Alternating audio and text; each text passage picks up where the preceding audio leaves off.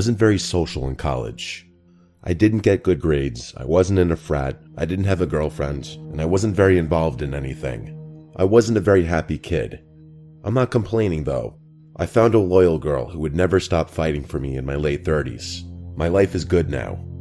We live together with 2 cats named Blue and Raz, and I'm planning on proposing soon. Like I was saying though, I wasn't in a frat, so generic frat parties were kind of off the table for me. I still wanted to have fun though. I mean, who wouldn't? My friends Bryson and Ian were in the same boat. We spent most weekends killing time in Bryson's dorm. That being said, we took every chance we got when it came to parties. Most of the parties we were lucky enough to go to were off campus, meaning they weren't associated with any of the frats or the school itself. One time we actually drove over an hour just to go to a party. It's safe to say we were pretty desperate. One Friday afternoon, Ian texted the group chat saying the girl he was talking to knew of a party not that far away. Ian tended to attract the strangest girls. I'm sure you know the ones I'm talking about. Bryson joked that he didn't want to go to some death metal, emo anime party, which I kind of agreed with. Ian was pretty adamant though, and convinced us that this would be a normal party. It's not like we had anything better going on. Bryson convinced his brother Chris to be our designated driver. Chris didn't drink anyway, and said he'd be down for a party, so everything was looking good. As we were driving to the party, Ian started complaining about the girl he was talking to. He said she hadn't answered him in hours, which honestly wasn't too surprising considering the kind of guy Ian was. He was actually pretty torn, and said he was having second thoughts about even going, which seemed like an overreaction. We were already 30 minutes deep, so we weren't just gonna go turn around and go home. We told him to suck it up and not let it ruin the night. After a few more minutes, Ian said Callista's profile disappeared from his phone altogether. We broke it to him that he had been blocked and she probably decided to go to the party with someone else. He pouted for the rest of the drive. When we reached the party, we instantly knew we'd made the right choice. The house was massive, especially compared to the rest of the houses on the block. Ian didn't want to go in just yet, saying he needed a buzz to take his mind off the situation. Bryson and I didn't object to drinking, so we told Chris to park a little further down the street so we could pregame outside the car. We killed a few of the beers we had brought with us and watched as people entered the house in droves. It honestly looked like a pretty lit party. Once Ian was satisfied with his buzz, the 4 of us started making our way over to the house. As soon as we stepped inside, I could tell something was off. For starters, all the lights were on, like there was no ambient lighting throughout the entire house, just the bright overhead lights that you'd expect to be off at a college party. Most of the people there were very nicely dressed, not what you'd expect people to wear at a rowdy party. The scene looked more like a fancy dinner party than anything else, but maybe that's what it was. After all, we didn't really have any details about what we were walking into. We didn't look too out of place, but the clothing differences were definitely noticeable. The music was also bizarre. They weren't playing trap or hip-hop or any of the usual party music.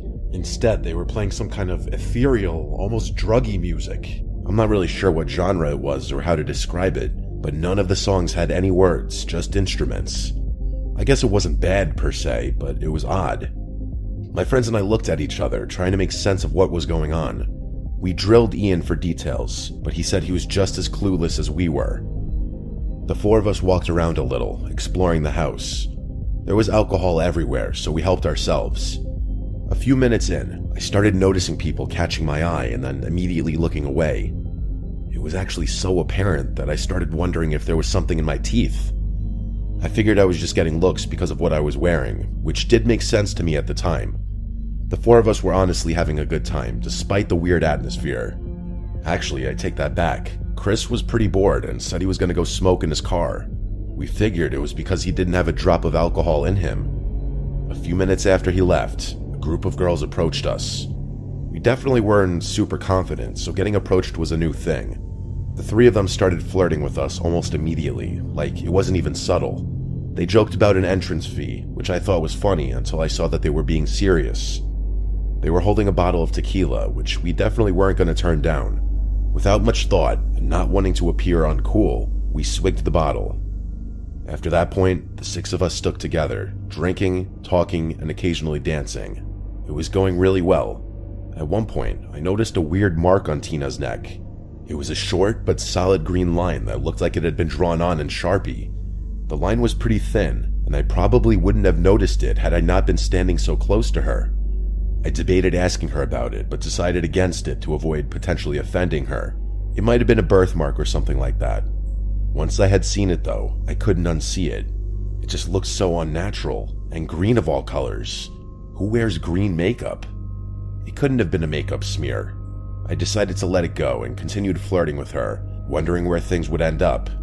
Eventually, I saw Bryson and the girl he was with begin to wander off upstairs, which I was happy about.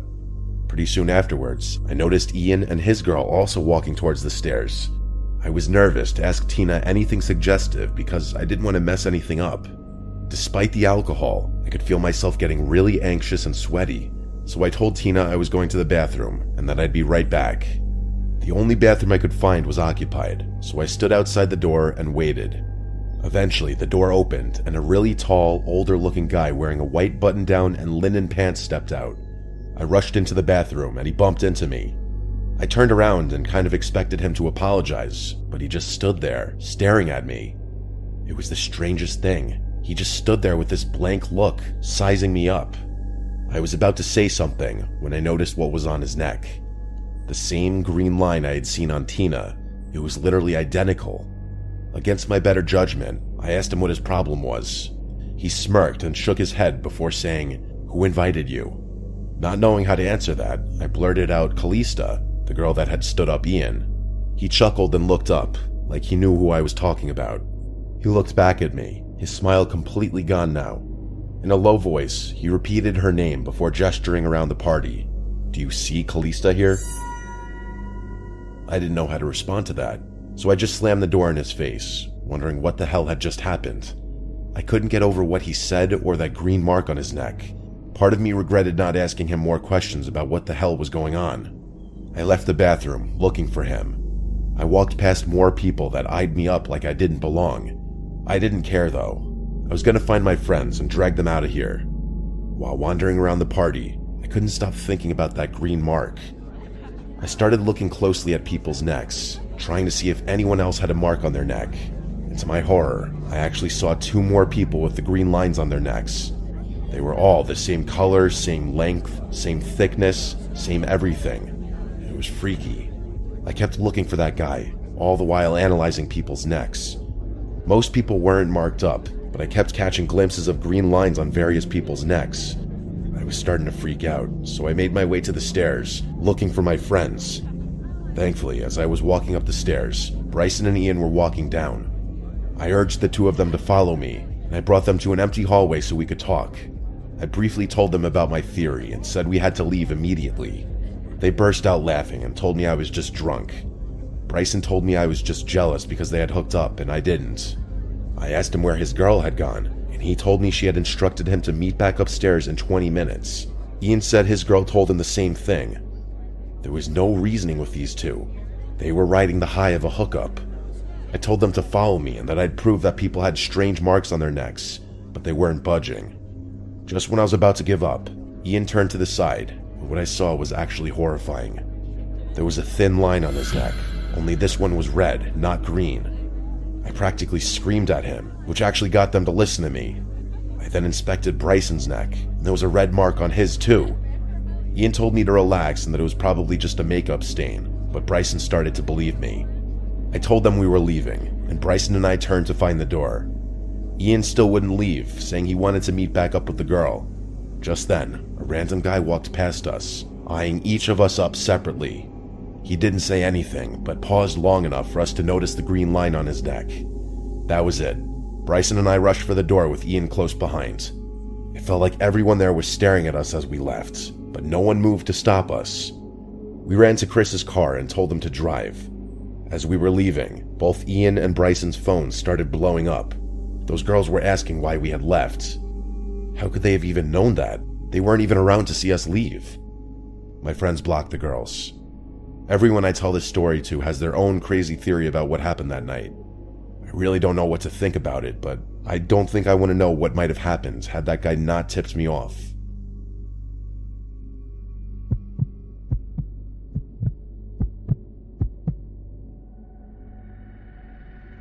I'm a graduate student studying civil engineering at Purdue University. I actually started a few months ago. I was in a good place, all things considered. Classes were going well, I made a couple friends, and the apartment I found was decently priced. The landlord was pretty sketchy, though. I had a car and lived pretty far away from campus, but I liked driving. The only downside, it was a sketchy part of town, but I didn't care much about that. I'm a guy in my mid-20s, so I figured I could handle myself. Yeah, things were a little boring, but I was there for a degree and not a party. Everything was pretty normal, until the day my backpack got stolen. I had left it on a table in a random hall to go to the bathroom like an idiot. By the time I got back, it was gone. Of course, that specific lecture hall didn't have cameras, so there was literally nothing I could do. I was more annoyed than anything. My wallet, keys, and laptop were in there. I had to cancel my cards and get new ones, report my keys missing to the landlord, and start looking for a replacement laptop. It was a whole thing. It sucks, but things happen. It wasn't until a few days later that I realized the situation was 1,000 times worse than I had anticipated. I drove home from campus one evening to find a handwritten note slipped under my door. I figured it was just a reminder from my landlord about something, but I was dead wrong. When I opened it up, it just said, "I see you." No name, no signature, just those 3 words. I instantly put 2 and 2 together. Whoever had stolen my backpack had gone through my laptop somehow and figured out where I lived. That was terrifying enough, but just then I had a thought that was so much worse. Whoever had stolen my backpack had my apartment keys. I felt my skin starting to itch, and I looked over my shoulder, half expecting to see someone there. I ran into my apartment and slammed the door shut. I had a deadlock, so even if someone did try to break in, they wouldn't be able to get past that. Over the next week, I got more notes, all handwritten. They weren't long, just weird phrases like, "I know what you did," or "watch yourself." At that point, it was really starting to freak me out. I had never done anything wrong really, but if someone had gone through my laptop, who knows what they could have found? I really didn't know what to do. Would going to the police even help? I figured I'd wait it out a little longer, hoping whoever was messing with me would get bored. One night, I was getting ready for bed when I noticed something. It was dark outside and my blinds were half closed, but I could have sworn I saw a flash, like someone took a picture of me. I quickly pulled the blinds down, but my heart was racing. There was no one there. Things didn't stop there. I started noticing small things around my apartment, things being moved. At first, I thought I was just being careless. My shoes would be in a different spot, or my coat would be draped over the chair instead of hung up. It was little things that I could explain away if I really tried. But then, one day, I came home to find my bedsheets stripped off and my room completely turned upside down. My dresser drawers were pulled out, my books scattered across the floor. It looked like someone had torn through the place.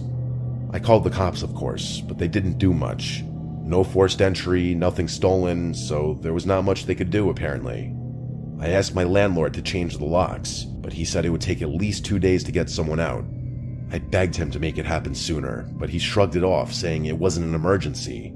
I felt betrayed. How in the world could this guy not think that this was an emergency? I kept pressuring him to do something, but he eventually stopped answering, no matter what I said. That was literally yesterday as I'm writing this. I barely slept at all last night, even though I was safe with the deadlock in place. I'm thinking of changing the locks myself, but I'm not sure how I could even do that without causing expensive damage. I called out of all my classes this morning because I'm afraid to leave my room. I'm still here, writing all this down. I'm prepared to confront whoever it is if they come back. I'm sure if they went through my laptop, they would know my class schedule. Maybe I'll hide somewhere and get the jump on them if they try to enter while I'm supposed to be at class. I think that's what I'm gonna do. I'll give an update when I can.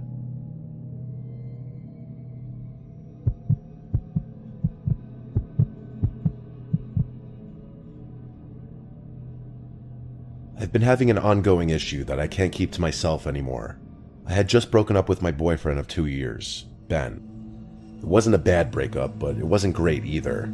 We'd been arguing for months, and it was obvious things weren't going to work out. So, when we finally ended things, I thought it was for the best. I blocked him on everything, and that was that. I go to Temple University, and I live in this small apartment near campus. It's on the second floor of an older building, which means I can hear pretty much everything going on outside. A few days after the breakup, I started hearing strange noises at night. Not like regular city sounds, these were different. Footsteps, quiet shuffling, like someone was just outside my window. At first, I figured it was just my mind playing tricks on me. Eventually, though, I came to terms that it was probably my ex. The reason I wasn't really freaking out was because Ben was one of the sweetest and most harmless guys there was. I mean that in a nice way, like he'd never do anything drastic or anything to hurt me. I figured he just missed me, so I decided to let it go. Eventually, he'd get bored. Plus, I was already stressed from the breakup, and I had this huge group project due. That project is actually a huge component to this story. I was the one responsible for editing the project and sending it to our professor. I worked on it all night, making sure everything was perfect, and I emailed it just before midnight. Relieved to have it done, I went to bed, trying not to think about all the other things going wrong in my life. The next day in class, we were supposed to present the video. My professor plugged in his laptop and pulled up the file I'd sent. I was nervous, but I was also kind of proud of what we'd done. I had a lot of experience with Adobe products, and I knew our video was probably a cut above all the other groups. And then the video started playing, and my stomach dropped. It wasn't our project. Instead, there was this grainy video of someone wearing a scream mask. The person wasn't just sitting there, they were talking. They were saying horrible things about me, my professor, the government. It was disgusting. I don't even want to repeat what was said. That's how sick it was. My professor let the video play out a little longer than he should have, probably because he was also in shock. When he did pause it though, his face was pale. I was frozen in place. I have never been so mortified in my life. I was literally frozen. I wanted to cry, but I couldn't. I could barely breathe. I felt hundreds of eyes on me. The rest of the class was staring at me. I knew what they were thinking. After the most painful seconds of my life, I snapped out of my humiliation and burst out into tears before running out of the lecture hall. I felt a panic attack coming on. I debated going home, but I knew I'd definitely get expelled if I just left. Reluctantly, I waited outside the building for the class to end before approaching my professor. I basically pleaded with him that I had no idea what happened, that I was positive I had sent the right video. He decided to hear me out and confirmed that 2 videos had been sent. The first one was my project, and the more recent one was the one he played in class. Clearing things up with the university took a lot of time and hassle, but I was eventually able to do it. I won't bore you with the details. Nothing was going to erase the humiliation, though. It was also clear that my email had been hacked, which was a much bigger problem. I changed my password and thought I had just gotten super unlucky. That's when things got worse. Not 1 week later, I woke up to being logged out of Snapchat. That only happens when someone else logs in, which meant I had gotten hacked there too. I don't even want to think about what they found. There was a lot of stuff on my Snapchat I don't feel comfortable talking about. I called the police, told them everything, and to my surprise, Ben agreed to let them question him. The police were able to confirm that Ben wasn't behind any of it. He did, however, admit that he posted my private information on some online forum right after we broke up. He swore he never posted any of my passwords, but my passwords were easy to guess, and like an idiot, I used the same password for everything. The police told me that there wasn't much they could do. Ben wasn't responsible for the hacking. That's when the full gravity of the situation hit me. Someone else had basically all of my private information. They could probably blackmail me. I changed my passwords immediately, but it might have been too late by then. A few weeks went by and nothing happened. My best guess is that whoever was tormenting me realized I had gotten the police involved and didn't want to risk being caught. I thought that was the end of it. Of course, it wasn't. One day, some random person added me on Snapchat, which wasn't too unusual. When I added them back, though, they started sending me pictures of me. I'm sure you can guess the types of things they were sending. I blocked them before they could threaten me, which I'm sure they were about to do. I burst into tears. I've never felt more helpless in my life. For about a week, random profiles would add me on Snapchat. I knew it was the same person, and I never accepted their ads out of fear that they would blackmail me or ask for money. This has been ongoing for about a week now, and I don't know what to do. There's literally no evidence or any way I can track this person. The police don't have enough information to get involved, and it's not like they could do anything anyway. The worst part is they literally know my address and whatever else about my personal life. If I keep ignoring their Snapchat ads, they might do something drastic. They've already lurked outside my apartment. I wouldn't put it past them to go further. I'm praying that they get bored and just quit. For any young ladies listening, be careful about what kind of pictures are on your phone. I don't know if this will ever end.